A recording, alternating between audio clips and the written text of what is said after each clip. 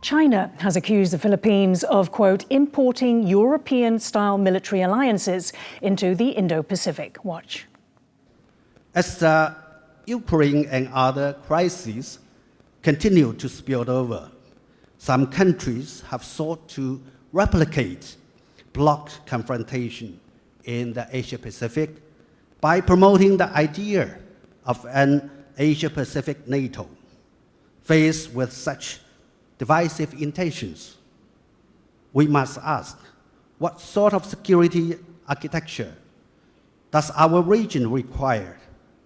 The Philippines has firmly rejected the accusations, highlighting its objective of peace in the face of China's threat. It is a normal action of countries to band together when they face common threats. We welcome the international support provided to the Philippine-led efforts to ensure the rules-based order will remain in the West Philippine Sea. What is behind the complaints by China, which has long feared an Asian NATO? And when it comes to division, instability and provocation, how should we read the overflight of a Chinese nuclear bomber as part of combat readiness drills in Manila's exclusive economic zone that began on Beijing's National Day? All this comes as the US Senate reaffirms the 1951 US Mutual Defense Treaty with the Philippines and that it covers armed attacks on the Philippine Armed Forces, public vessels or aircraft, including the Coast Guard, anywhere in the South China Sea. Hello and welcome to Taiwan Talks. I'm Min Kavat. To discuss these stories and more, we're joined by Renato Cruz de Castro, National Zhengzhou University MOFA Taiwan Fellow and De La Salle University International Studies Distinguished Professor, and Chen Binghui, National Zhengzhou University Department of Diplomacy Professor. A very warm welcome back to the show, both of you. Since 1999, the Philippines has held a Visiting Forces Agreement, or VFA, with the United States, which supports their Mutual Defense Treaty. The agreement is basically perfunctory, providing the legal basis and status protections for US military personnel in the Philippines. But what the VFA enables is manifold. For example, the planning and delivery every year of Philippine-US-led exercises such as Balikatan, Kamandang, Salik Nip and Sama-Sama, which is currently underway. Now, the Philippines currently has 3 agreements ratified with the US, Australia and Japan, with a 4th, New Zealand, signed on April 30th, 2025, awaiting ratification. 5 other publicly disclosed countries are Canada, France and Italy under negotiations, whereas South Korea and the UK have expressed interest. As a whole, they represent a new strategic military diplomacy on the part of the Philippines in an increasingly high-stakes waterway. Professor Chen, let me start with you first. So why is it that China has accused the Philippines of essentially bringing NATO or creating an Asia-Pacific NATO in the region, whereas these are bilateral agreements for the Philippines? So multiple bilateral agreements can be considered as a multilateral agreement, right? But I will argue that they are still different. Right. All right. What you can see right now in Asia-Pacific or Indo-Pacific is still a hub-and-spoke system created and maintained by the United States. What China really worries about is that the regional countries in Asia-Pacific really united together to create containment against China. China really was aware that regional countries were dissatisfied with its rise and might come together to counter it. And they might introduce external forces like the United States to assist them. So China is trying to break up this kind of alliances. Right, Renato, a couple of points there. Professor said China may think that the US and allies and Philippines are trying to contain its rise. But what's the Philippines' perspective on this? And interestingly, hub and spoke around the US. Are we actually seeing perhaps as hub and spoke around the Philippines developing? Well, what we're happening, of course, is the transformation of the hub and spoke system of alliances to something that is kind of akin to NATO. Still, I want to get back to this idea of hub and spoke around the Philippines. Well, that's also part, that policy is not new. It began actually during the time of the late President Benigno Aquino III. You mean the first VFA? Yeah, not even that. Okay. It began actually after the devastating typhoon that hit Manila in 2013. That's when recently the the speed of these being, Yeah, very much. negotiated Yes, and yes. signed. This is more sort of placing the Philippines as a kind of hub, isn't it? We don't want to put it that way. We don't have the capability, like the hub of spoke system, the United States. We don't have that military capability to act as the hub. So what we're basically doing is just like going into a party. We're inviting people to join into the party as a humble host among those very rich, Yeah. very affluent guests. Maybe you're being more humble than you need to be, Professor. Let me add that hub and spoke is an academic term. We use this to describe a situation where the U.S. sit in the middle and try to maintain all the bilateral. But I'm asking you to consider this as a new model. So countries coming together, they want to deter aggression. China is the only one that has said that it will not rule out force, for example, against Taiwan. It's shown very aggressive behavior in the South China Sea towards the Philippines. Japan had wanted to open, Professor, a NATO office, but then that was rejected because of the pressures brought about by China. Do you think that what the Philippines has achieved has actually gone beyond that? Well, I think what Philippines has achieved is tremendous. Okay, I agree that it is a very good achievement for Filipino security, and this shows that regional country is concerned about China's behavior, especially those behavior targeting the Philippines. So they recognize that the Philippines needs aid, and because they also recognize if they do not provide assistance to Philippines right now, they might be the next victim. I think there is a growing consensus among the Indo-Pacific countries that China is a growing military threat, and we need to do something to deter it. And also, you can say that China's military behavior shows exactly what these countries fear for. And Renato, why is it that these NATO member countries, for example, France, UK, Canada, that they're essentially all lining up, keen to engage and strike these agreements with the Philippines? Why? Well, one factor, of course, is the fact that they have come out, France, Germany, the United Kingdom, and many members of NATO have come out with their own specific Indo-Pacific strategy, which is actually a euphemism or a code. We have to go into the Indo-Pacific region because there is a great power there that might close the region. And everyone knows for a fact it's China. It also has something to do with what happened with the Russian invasion of Ukraine and, of course, the policy of the Trump administration. I've been to Europe several times, engaged them in a academic dialogue about the fact that the European countries are telling the United States we are faced with two threats, a Eurasian threat, Russia and China. So you cannot simply focus on the Indo-Pacific. We would assist you in the Indo-Pacific. So that's why don't drop us like a hot potato in NATO or in the Indo-Atlantic region. We would assist you. My point in saying that I push back on this being NATO, let's talk about that because, it's true that when we talk about NATO, we talk about the Mutual Defense Treaty, Right. Article 5. Right. So this is not that, unless you are saying that there is that. No, it is not that. So there are two unique things about NATO. First of all, it is an agreement of multiple industrialized countries, very capable of fighting. Second of all, the Article 5 is pretty special. In alliance treaties, an unconditional assistance to your allies when your allies being attacked by an external threat. This is really rare, okay, in the history of alliance. So a NATO-like treaty will be a very strong commitment from the members. So I don't think that regional countries are ready to build such a treaty.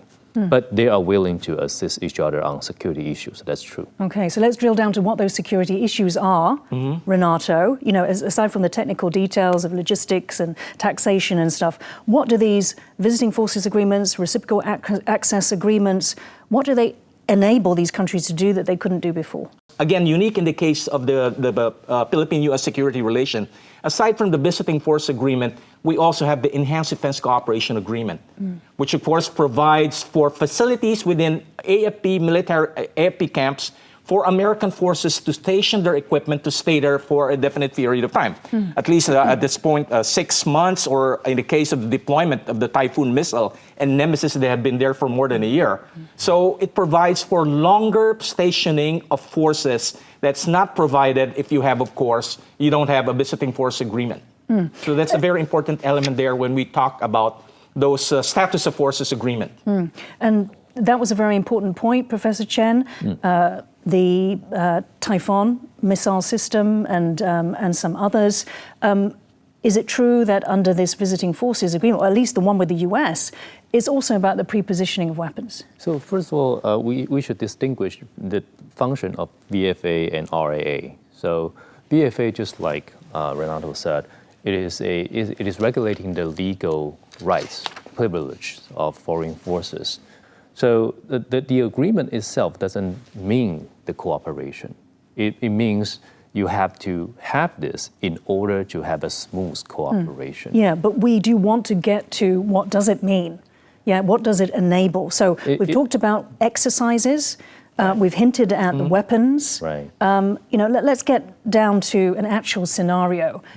What would happen in case of a Taiwan crisis, for example? The Telegraph basically said that, with the UK agreeing or wanting to engage in these sorts of negotiations in order to strike a VFA, that British troops would be present or stationed in the Philippines, only 200 kilometers away from Taiwan. So as I said, VFA comes after a defense pact, right? After a treaty or a mother agreement. So countries must have commit something before they sign VFA. So far, the VFA are signed, especially when you look at the VFA negotiation between the Philippines and France. You can see that these negotiations are meant for facilitating military cooperation in terms of exercise, in terms of training, joining training, in terms of exchange. But it does not have military commitment like defense commitment or neutral commitment. So we cannot expect that those countries will have certain actions during Taiwan contingency or during a Filipino contingency. However, we can expect that the bilateral military contacts and exercise will increase. Renato, you wanted to jump in there. Yeah, Professor Chen made a very important point. In a way, the visiting force agreement, status forces agreement are only auxiliary agreements. In the case, again, going back to the case of the Philippine-U.S. security relation, of course, we have the 1951 Mutual Defense Treaty that provides for a mutual defense board that actually meets every 6 months. That's where, of course, they come out with war plans, contingency war plans that's renewed every 6 months. That will be the basis of any action, just in case you have a contingency in the South China Sea or Taiwan. It will be based on the contingency planning of the Mutual Defense Board that meets either in Hawaii or, of course, in Manila. And, of course, they have this plan probably for the South China Sea, probably for Taiwan, which they look. So just in case if push comes to shove, that will be the base of their action. The visiting force agreement actually has two components. It has a wartime component. So it has a wartime component that's not made public. So and what does that say? Under what condition of conflict? It's not publicly available, but everyone knows for a fact it has a wartime component. So it sets out what these countries would do in a wartime... U.S., specifically in the case of the United States. What will be the legal guarantees provided for American forces in case of a wartime situation? Again, and do you know whether the others, VFAs or RAAs? I think only in the case of the United States, because in the case of the United States, the visiting force agreement and, of course, the enhanced defense cooperation agreement has, of course, this motherhood agreement, which is the 1951 Mutual Defense Treaty, which, of course, provides for a specific body, the Mutual Defense Board, that plans for any armed contingency and, of course, wartime training. Okay, so I get the point that you're both making, which is that this is just simply like the legal framework. I think that point is clear, but what we're trying to get at is to say, what does it enable? Yeah. So the net benefit, if we want to call that, Professor, is what for the Philippines, the region, Taiwan, if, as you say, this enables more exercises, more training, more meetings, more contingency planning? So I do think that it would give Philippines more opportunities to get in touch with the United States and its Western allies. And this shows, I think this is a result, not a cause. This is a result of neighboring countries and NATO countries are showing their interest in Philippines' security. So in the future, if... And why is that, if we can just define that again? So China's military threat is pretty clear for many countries in the region, especially for Philippines right now, right? So the Philippines knows that it would be better to introduce more great powers to assist its security interest, especially in the territorial claim in South China Sea. Well, the past problem has been not all countries would be interested in supporting Philippines' territorial claim, right? The problem right now, what happens right now is that the increasing Chinese coercive threat make the regional countries and some NATO countries believe that these aggressions needs to be checked in some way. And assisting Philippines is part of it. Right. And Renato, just finally on this section, the Philippines has made it clear that this is about, the troop arrangements are about disaster response, not only military, better trained Philippine forces as well as elevated defense partnerships. Let's focus in on this better trained Philippine forces, with that we've talked about 9 different countries. And of course, there could be many more, all training with the Philippines. Does that mean that the Philippines Army military could become one of the best trained in the world as a consequence? That's something that our armed forces would really, that's probably a pie in the sky, given the fact that, of course, that the armed forces of the Philippines is transitioning from internal security to external defense. That's why we emphasize the importance of training. We're shifting away from fighting guerrillas to probably fighting a big dragon out there.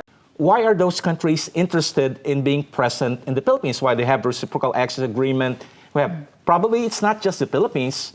If you have to look at the map, north of the Philippines, you have a country that might be a target of Chinese expansion or aggression by 2027, and that's no less than Taiwan.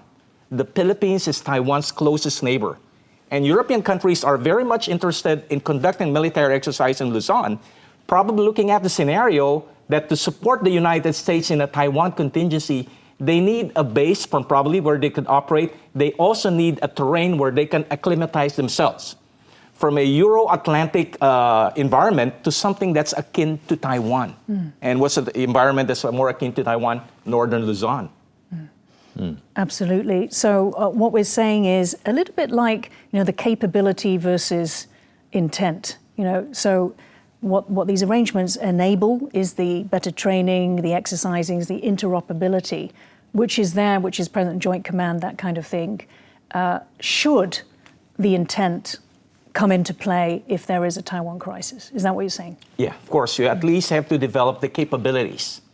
Of course, you have the element there of intention, if that will happen, and more importantly, of course, the willingness. If there's a need to open the envelope, that's something we would have to see if the contingency would happen in 2027. Okay, so Taiwan stands to benefit from these arrangements. We're neighbors. Yes, and friends.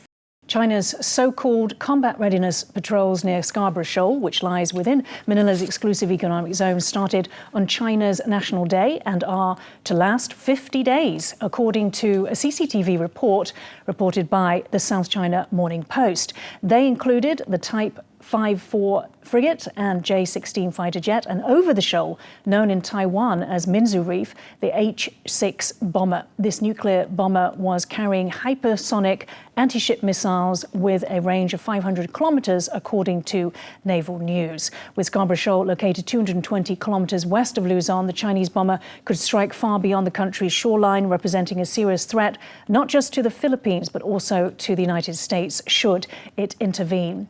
It comes less than a month after Beijing declared a nature reserve on just one side of the triangular feature of Scarborough Shoal, seen by the Philippines as a pretext to occupation. Professor Chen, so how do you read what's been happening all this time at the Scarborough Shoal, this latest development? If we're talking about a show of force over Scarborough Shoal, I think it's related to the National Day Parade. In this year's parade, China really wants to show its military forces and its resolution to defend territories.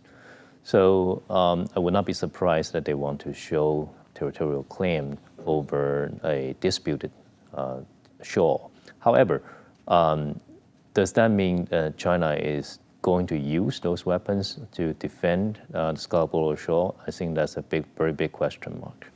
That signalling, the messaging that Professor talked about, do you see this as an escalation in coercion? However, we also need to note that there was a US bomber that flew over Scarborough Shoal directly after the Chinese Navy crashed into its own Chinese Coast Guard at Scarborough Shoal. Well, I think it's more of really a dual approach. On the one hand, of course, you have this show of force by the Chinese. On the other hand, you have an influence operation that happened in Manila last September, where the Chinese embassy, it showed that the clip of that event, where you have this Chinese lawyer, Victor Gao, basically saying, we want to impose, the term he used is an eventual peace, telling the Filipinos and other audience, we want peace. And we're having this military capability being shown. China is telling us what kind of peace it intends to impose on the region, the peace of the penitentiary.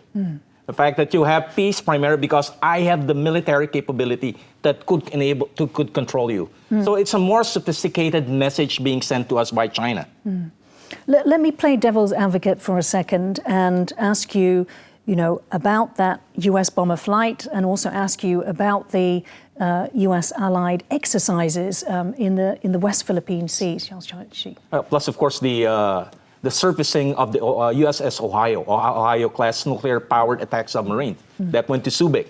Well, again, it's the United States assuring its allies, Philippines, Japan, and even Taiwan, that China would have to factor in. More importantly, more significantly, was of course the surfacing of the USS Ohio, then from the South China Sea going into Subic Bay, where it was met by a submarine tender, sending a message that Subic and other ports in the Philippines could be a station or home ports for U.S. Nuclear attack submarines. So sending a message. The naval deterrence is there. It could be used either in a Taiwan contingency directly or even be used to blockade Chinese southern coast, just in case if you have push comes to shove on 2027. So the U.S. is basically also sending a signal. Right, yes. Professor Chen, this idea of something that's called joint combat readiness drills, we've heard this first used with Taiwan, around Taiwan, and we're hearing it now in the South China Sea, especially around Scarborough Shoal. How do you read that development? I think this shows the intensity of the conflict in recent years. I think there are more and more dangerous behavior performed by the Chinese Coast Guard and Navy.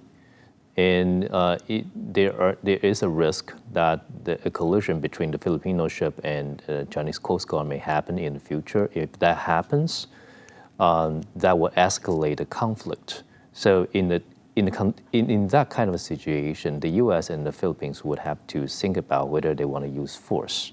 So they need to be more combat ready in this case. And some of the language that was used, so Chinese Coast Guard that was speaking to Chinese state media talked about how, this around Scarborough Shoal, the activities, this was all about his sacred duty and a glorious mission. Is this really kind of smacking of the language that's used for Taiwan as well? Well, it's a common language for Chinese bureaucrats. If you translate it into Chinese, this is pretty common. So I would not be surprised that he used the language like this to describe his Scarborough Shoal. However, it also shows the worries of China. China seems to be very worried that the Philippines will use the advantage it has to reclaim Scarborough Shoal. And we know that China only controlled the Scarborough Shoal since 2012, right? So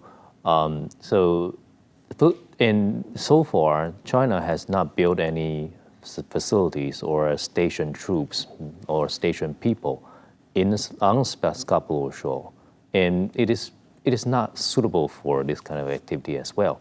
So it always has a fear that the Philippine ships will come back and take control of the vicinity of the Scarborough Shoal and exclude China from it. So that's why China is getting more and more aggressive too. Right. Renato, do you want to put the Philippine side to that? So the argument from the Chinese side is that it has to do all of these sort of aggressive activities. It's got to, establish a nature reserve and try to block the Philippines, because if it did not, the Philippines would come in and take control of Scarborough Shoal. I don't think this is a plan of the Philippine government to recover the Scarborough Shoal. I think China is basically raising the ante as a warning to the Philippines. Number one, challenging China in the South China Sea, West Philippine Sea. And more significantly, China has become more aggressive after, of course, President Marcos said in India that if there's a Taiwan contingency, we'll be pulled kicking and dragging. So you see the tempo had increased ever since President Marcos made that statement. Okay, we're going to have to wrap it up there. Thank you so much to my guests, Renato Cruz de Castro and Sunbin Cui, for joining Taiwan Talks today. If you liked our show, please search for us on YouTube, give us a thumbs up and hit subscribe to our channel. Thank you for watching the show today. Stay safe and see you next time.